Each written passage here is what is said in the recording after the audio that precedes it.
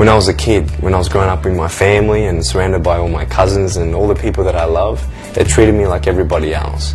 And so I don't think that it was really important to me that I looked a bit different until I actually got to kindergarten.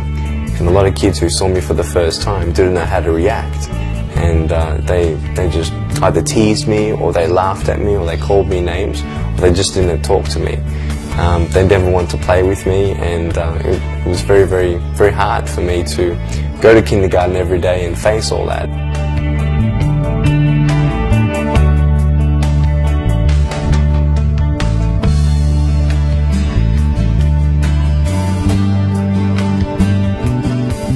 I was actually born without arms and legs, and there's no medical reason why this had happened. In fact, my mum was a nurse, and she made sure that she did everything right, and my parents didn't do anything wrong, and my doctors didn't do anything wrong, and I was just told that it's just one of these things, you know, only God knows why this happened. When people were teasing me, I used to ask myself, why are people teasing me? You know, is it just because I look different, or what is it? Because I knew that a lot of other people look different, you know. Some people have orange hair, some people have black hair, some people are tall, some people are short. Everybody's got their differences. And I didn't think that my difference was much different to everybody else. I mean, well, why are they picking on me? But this is the thing at school, that everybody picks on everybody. It's so sad to see that people get teased about, you know, how their face looks, or if they got a limp, or if they're in a wheelchair, and it's wrong. It's so wrong.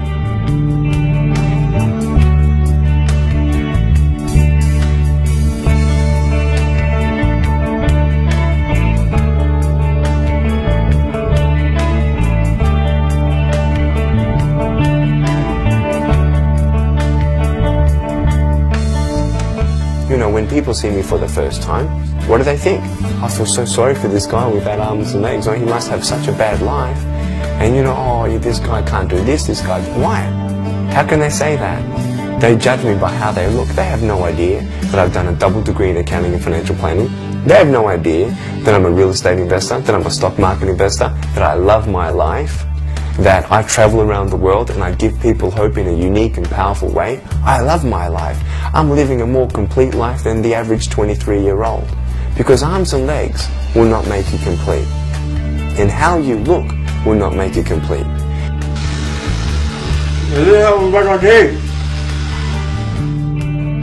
And you know, in life where you say, you know, I wish I had this, and if only I had this, then I'd be happy. And you get that, and you're happy for 2 weeks. And then you say, well, if only I had this, then I'd be happy. And you get that, and are you happy? Yeah, for 2 weeks. And then, no, and then. This is the thing. Happiness does not come from temporary things. Because if you want happiness and you go to temporary things, your happiness will be temporary. You want to see a cool trick? I'll show you. It's quite funny if you actually find out the definition of disability. Disability is something that's going to stop you from doing something. And I think that having no arms and no legs is not the biggest disability at all. In fact, I think the greatest disability of all is your mind. Because someone can have arms and legs, but if they want to give up, their mind is their disability. Their choice to give up, that's the disability.